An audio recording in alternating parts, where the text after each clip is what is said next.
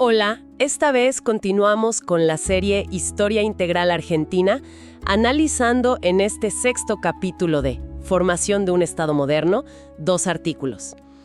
Uno de contexto en el tomo y el otro acerca de la Guerra de Paraguay, o también llamada Guerra de la Triple Alianza. Así es.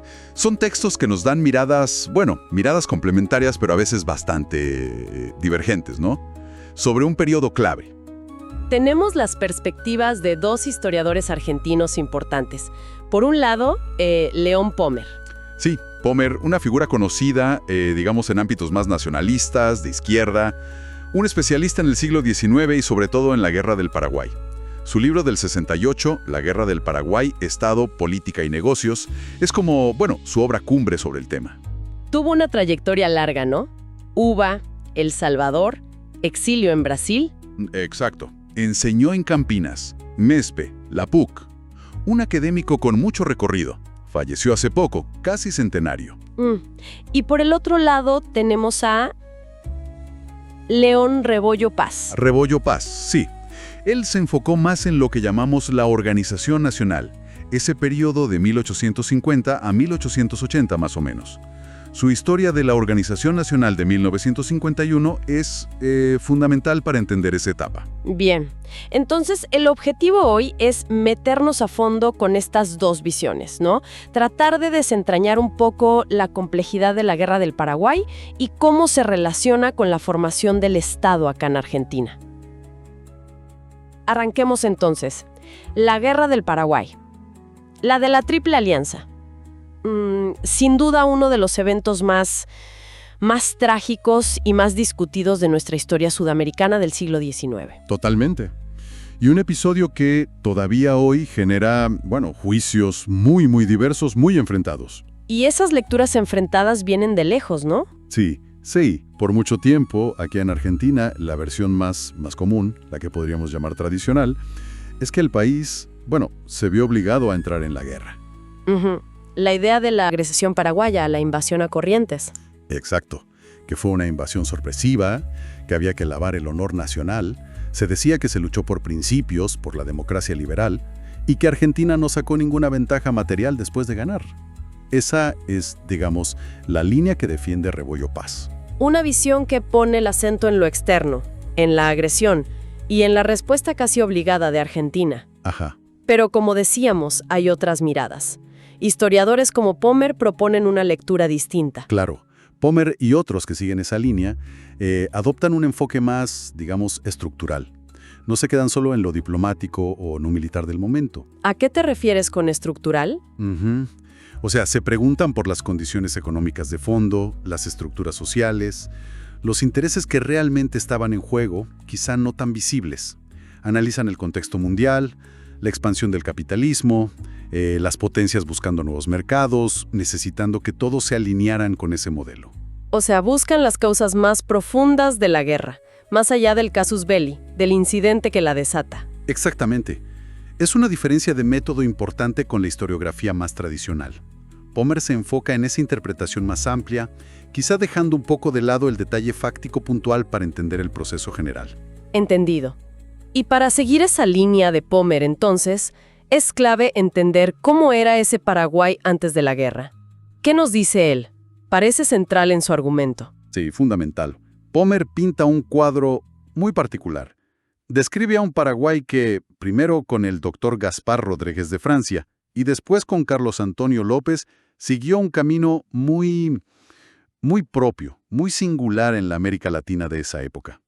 Francia, egresado de Córdoba, admirador de Franklin, de Voltaire, pero visto como un tirano por Mitre, por ejemplo. Claro, y Sarmiento también lo criticó fuerte. Le achacaba el control del Estado sobre el comercio, el fomento de una industria local que él consideraba cara y mala, comparada con la europea. Desalentaba la importación, digamos. Exacto. Pero Pommer le da una vuelta a esas críticas. Él dice, la violencia de Francia fue contra la élite, terratenientes, grandes comerciantes, no contra el pueblo. Y defiende lo que Sarmiento criticaba. Dice que Francia desconfiaba, y con razón según él, de los comerciantes y su dependencia de los porteños. ¿Por qué? Porque veía que el libre comercio iba a crear una clase ligada a intereses de afuera, que adoptaría formas de vida ajenas a Paraguay y que al final iba a perjudicar a las manufacturas locales. Sabía que llevaría al despilfarro. ¿Y las condiciones internas de Paraguay permitieron ese modelo tan cerrado, digamos? Según Pommer, sí. Había una burguesía local bastante débil, no tenían materias primas que el mundo demandara desesperadamente en ese momento, y el legado de las misiones jesuíticas había como limitado la formación de grandes latifundios. Ajá. Sobre esa base, Francia pudo cerrar el país, hacerlo autosuficiente. Se apoyó en los pequeños y medianos campesinos, en los artesanos, sectores que no tenían interés en el libre cambio, y el Estado tuvo un rol central. Confiscó tierras de opositores. Ahí entra el Estado fuerte. Claro, las arrendó a bajo precio y creó las famosas estancias de la patria. Las estancias de la patria. ¿Qué función cumplían?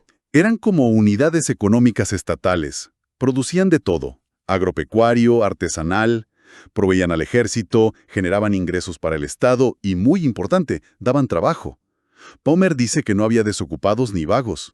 Y destaca la paz social, ¿no? Sin caudillos como acá. Exacto.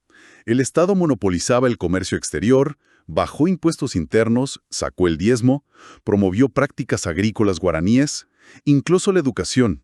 Hay testimonios que hablan de alta alfabetización para la época. Interesante. Y su sucesor, Carlos Antonio López, a partir de 1840, ¿mantuvo esa política? La profundizó, de hecho.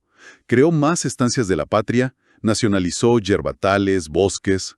Una medida clave: en 1854 prohíbe que los extranjeros compren tierras. Ah, mira vos. Y el gran proyecto de López fue La fundición de Ibicuy, para trabajar el hierro, hacer herramientas agrícolas, armas. También impulsó astilleros, empezó el ferrocarril, el telégrafo, fábricas de pólvora, papel, loza. contrató técnicos extranjeros, dice Pommer, pero al servicio del interés nacional, ¿no al revés? Precisamente, el Estado paraguayo hizo el papel que en otros lados hacía la burguesía, pero para desarrollar la economía según sus propios intereses, no los de afuera. Un caso rarísimo en América, a contramano total. Estaba gestando, según esta visión, una burguesía rural sin la traba del latifundio. Claro, un modelo así, tan estatista, tan autónomo, imagino que empezó a generar ruido afuera. Mucho ruido, preocupación. Hay informes, por ejemplo, del cónsul británico Henderson, ya en 1855. ¿Qué decía? Se quejaba al Foreign Office de que casi todas las tierras y casas eran del Estado, lamentando que no hubiera oportunidades para los negocios británicos. Y comerciantes de Liverpool, incluso antes, en 1845, veían un potencial fantástico si se abrían los ríos nuestros hasta Paraguay. Además, Paraguay tenía algodón y eso a los ingleses les interesaba mucho. O sea, la presión por abrir Paraguay ya venía de antes. Sí. Sarmiento mismo en El Nacional, por 1855, ya como que anticipaba un conflicto. Se preguntaba si los monopolios paraguayos llevarían a una guerra. Mencionaba la competencia. Los productos paraguayos eran más baratos que los de Brasil, y eso que Brasil usaba esclavos. ¿Paraguay era entonces un mal ejemplo? ¿Una presencia incómoda en la región? Exacto. Esa es la idea fuerte en Pommer, una presencia inquietante. Y cuando asume Francisco Solano López, el hijo de Carlos Antonio, en 1862, ¿él sigue por el mismo camino? Sí, y lo intensifica. Pommer dice que Solano López descreía del capital privado, impulsó el ferrocarril a Villarrica con plata del Estado, fomentó usar materia prima local, papel de algodón, de caraguatá, tejidos, tintas, sal. Ibicuy siguió creciendo. ¿Eximió de impuestos a la maquinaria? No. Sí, y a los instrumentos. Privilegió a los inventores. Buscó exportar directo a Europa, a Estados Unidos, sin intermediarios. Importó tecnología, mandó estudiantes becados afuera. Pommer insiste en algo. Quizás no era un país moderno al estilo europeo, pero lo clave era la dirección del desarrollo, la voluntad nacional que lo guiaba. Justamente. Y esa dirección, esa autonomía, se volvió intolerable para algunos. ¿Para quiénes? Bueno, Pommer cita de nuevo a diplomáticos. El inglés Edward Taunton, en 1864, describe a Paraguay como un despotismo. Criticaba que no hubiera grandes fortunas privadas, que los aranceles altos impidieran que entraran masivamente las mercancías. Y hay una cita fuerte ahí, ¿no? Washburn. Sí, tremenda. Washburn cuenta que Thornton consideraba que la existencia misma de Paraguay era un obstáculo para el progreso de sus vecinos, y que su extinción, o al menos la caída de los López, sería buena para su propio pueblo como también para todo el mundo. Todo el mundo, que en ese lenguaje diplomático solía significar Gran Bretaña, ¿no? Es difícil no leerlo así, la idea de que ese modelo autónomo debía desaparecer. Bueno, este panorama nos lleva directo a la guerra. Desde la perspectiva de Pommer, ¿por qué Argentina, el gobierno de Mitre, se mete en esto? ¿Cuáles son las motivaciones que él señala? Pommer habla de una combinación.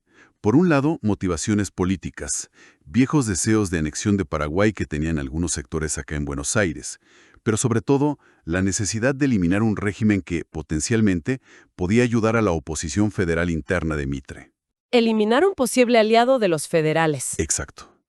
Pommer incluso dice que el propio canciller, Elizalde, se lo admitió a diplomáticos como Lastarria, el chileno y a Sarmiento, que la guerra era vital para que el gobierno de Mitre sobreviviera a sus enemigos internos y externos. ¿Y lo ideológico? También jugó.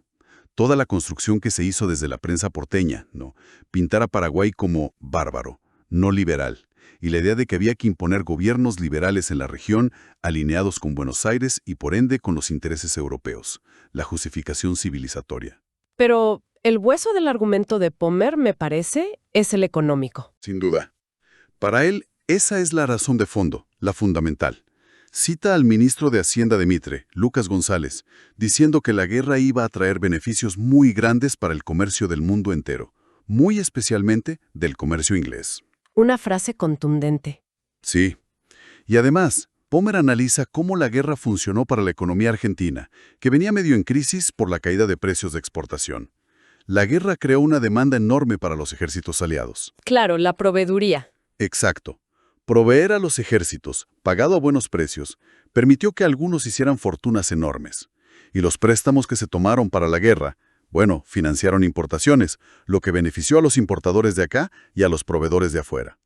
Fue un gran negocio, concluye Pommer, pero para un grupo chico y dominante, no para los pueblos. Bien, esa es la visión de Pommer.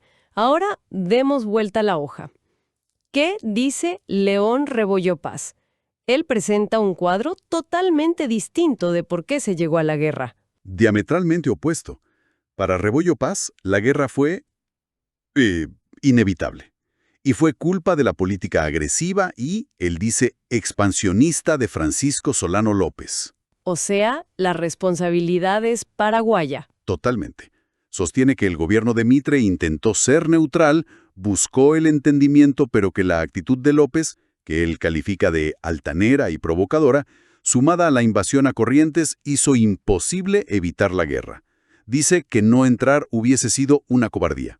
Rebollo Paz también discute esa idea de un Paraguay débil. Al contrario, él resalta el poder militar que tenía Paraguay. Dice que, gracias a décadas de paz interna y aislamiento, había construido un ejército y una capacidad técnica superior, al principio, a la de Argentina, que venía de años de guerras civiles. Describe la invasión a Corrientes como algo serio, no una escaramuza. Exacto, una operación militar importante, profunda en territorio argentino. Interesante contrapunto. Y Rebollo Paz mete otro elemento sobre López, sus supuestas ideas monárquicas. Sí, él sugiere que López, quizá influenciado por su viaje a Europa, por Napoleón III, tenía aspiraciones de ser emperador. Cita a un historiador paraguayo, Efraín Cardoso, que habla de que López construía palacios, que se promovía la monarquía en el periódico oficial paraguayo, El Semanario. ¿Incluso planes de casamiento con la realeza de Brasil? Sí, menciona eso también. Un factor más, según esta visión, para entender la conducta de López que Rebollo Paz ve como desmesurada. Otro punto clave donde Rebollo Paz choca con la visión de Pommer es en negar que hubiera un pacto secreto previo entre Argentina y Brasil contra Paraguay. Fundamental. Él analiza el famoso protocolo Elizalde Saraiva, de agosto de 1864, firmado antes de la invasión paraguaya a Argentina, y sostiene que ese protocolo era solo sobre la situación en Uruguay. Para garantizar la integridad uruguaya frente a Brasil. Eso dice Rebollo Paz, que era para proteger los intereses argentinos en la banda oriental, que no se mencionaba a Paraguay para nada. Lo ve como una jugada diplomática hábil de Elizalde, no como un plan de guerra contra Paraguay. Y por eso justifica que Mitre después no quisiera una paz por separado. Claro. Cuando López intenta negociar en Yataití-Corá, Mitre se niega. Rebollo Paz dice que fue por lealtad al Tratado de la Triple Alianza, que ya se había firmado después de la agresión paraguaya.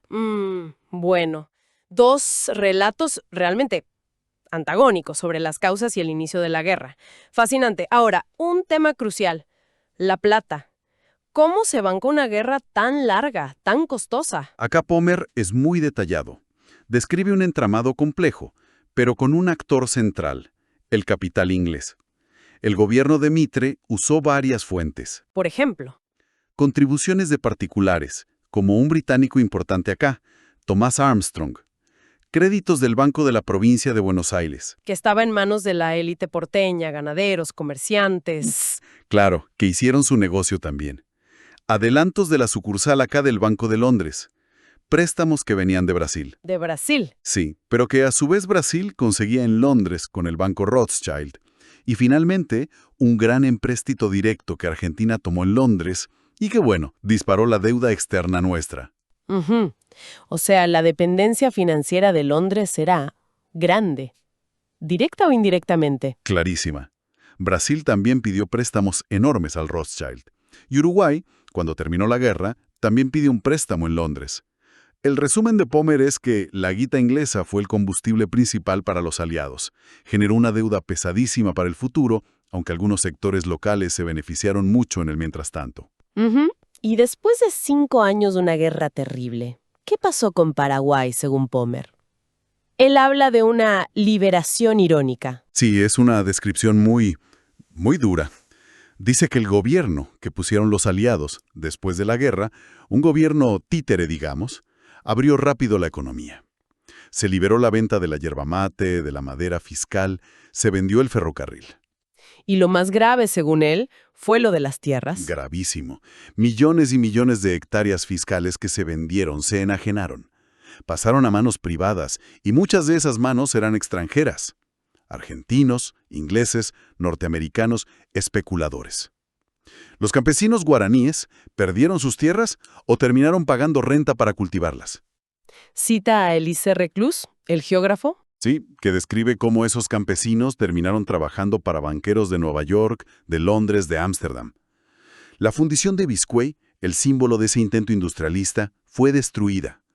Para Pommer, Paraguay fue metido a la fuerza en el mercado mundial, pero como sirviente, dando materias primas baratas, mano de obra barata y pagando intereses de usura por préstamos leoninos. Un panorama desolador del destino paraguayo. ¿Qué dice Rebollo Paz frente a esto? Sobre todo, ¿cómo ve el papel de Argentina después de la victoria? Rebollo Paz cambia el foco. Él resalta la conducta argentina posguerra. Dice que Argentina fue moderada, respetuosa. Menciona que las tropas argentinas se retiraron de Asunción cuando hubo denuncias de saqueos. Insiste en que Argentina no buscó sacar ventajas territoriales ni económicas en los tratados de paz.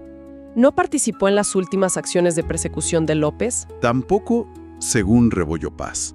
Su conclusión es que Argentina actuó con honor, casi como los Quijotes de la guerra, que no buscó un provecho material, sino que cumplió con su deber y mantuvo una tradición de diplomacia supuestamente limpia.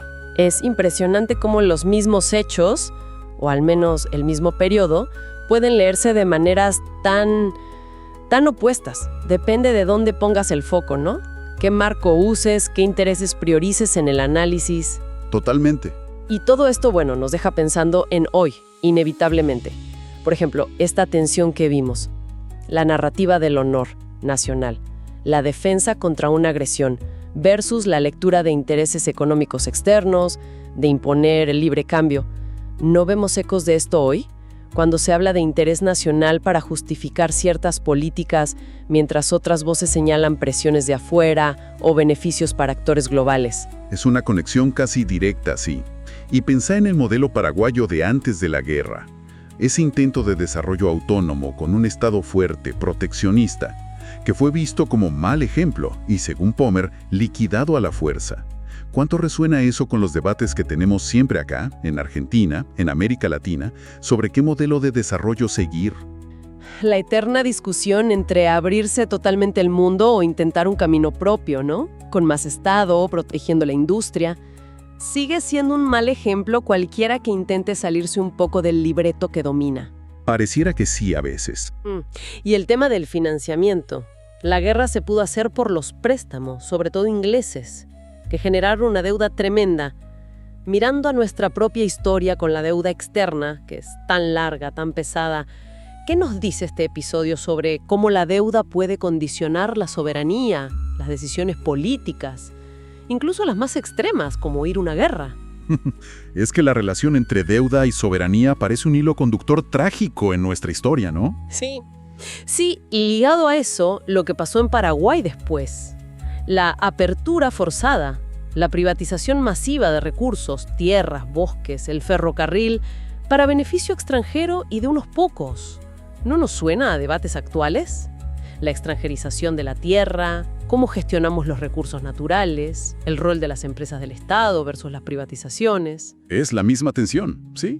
Desarrollo nacional versus la lógica del capital global, una constante. Y por último, la justificación ideológica. Se habló de llevar instituciones libres, de civilizar al bárbaro, y del otro lado, Rebollo Paz habla del honor como motor. ¿Siguen siendo la calidad democrática, la defensa de la libertad o el honor nacional discursos potentes hoy?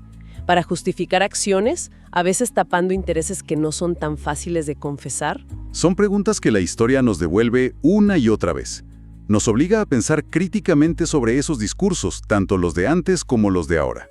Bueno, reflexiones importantes que surgen al revisitar estas crónicas. Esto es todo por ahora. Nos encontraremos analizando en otro podcast Crónicas del siglo pasado, siempre presentadas por el sitio web Mágicas Ruinas. mágicasruinas.ar, sitio evocativo dedicado a dar a conocer estos archivos desde el año 2003.